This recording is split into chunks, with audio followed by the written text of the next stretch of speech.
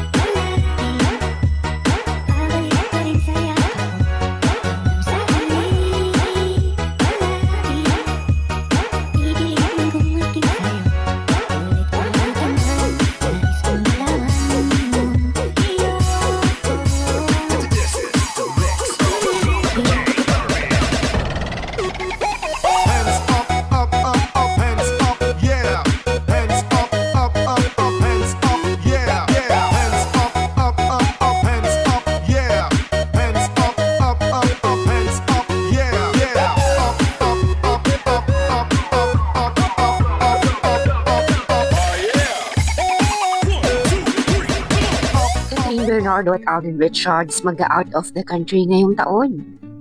Last year pa inaabangan ng lahat ang out of the country tour or vacation ni na Catherine at Alden, na kung saan naibahagi rin nila ito sa atin sa isang interview na muli silang babalik na magkasama sa Amerika.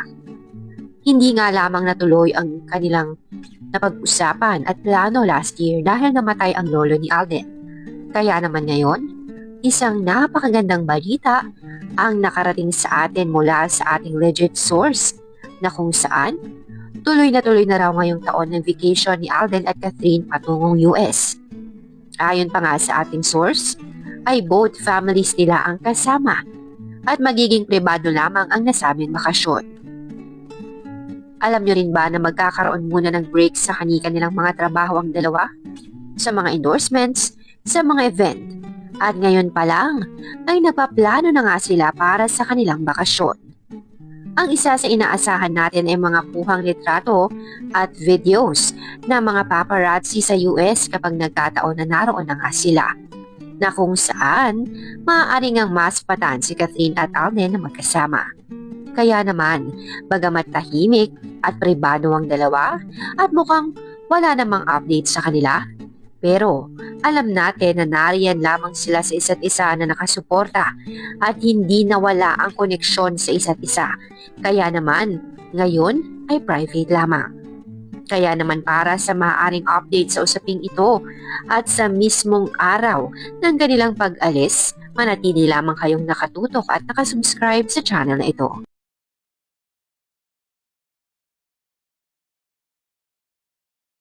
Alden Richards dumalaw sa taping ni Catherine Bernardo. Alam niyo ba na ongoing pa rin ang shooting ng Someone Someday, na kung saan tinatapos nila ang kanilang taping this year para sa ilang mga episodes bago pa man sila magkaroon ng Christmas vacation. Pero alam niyo ba na nakarating sa atin ang balita na kung saan may pagkakataon na dumalaw si Alden sa set ng Someone Someday?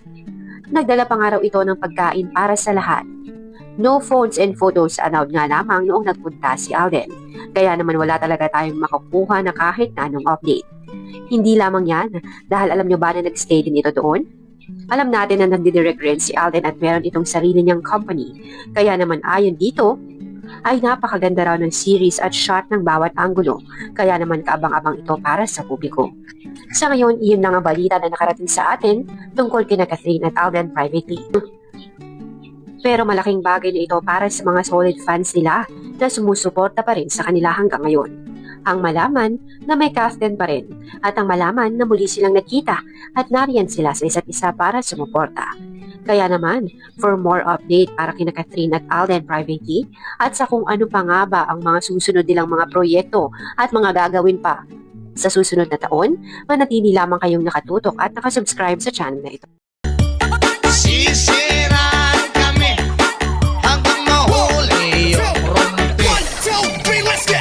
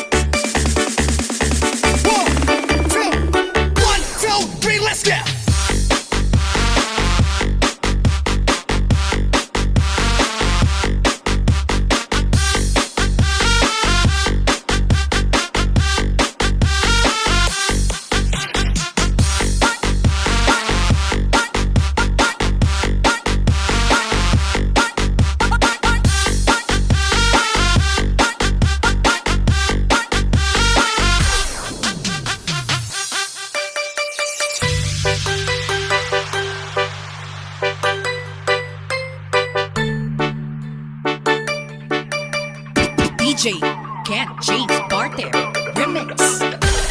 Kung ako'y mag-aasawa, ang pipiliin ko, anak ng bombero. Bomba siya, bomba ako, bombahan kami hanggang ating gabi. At kung ako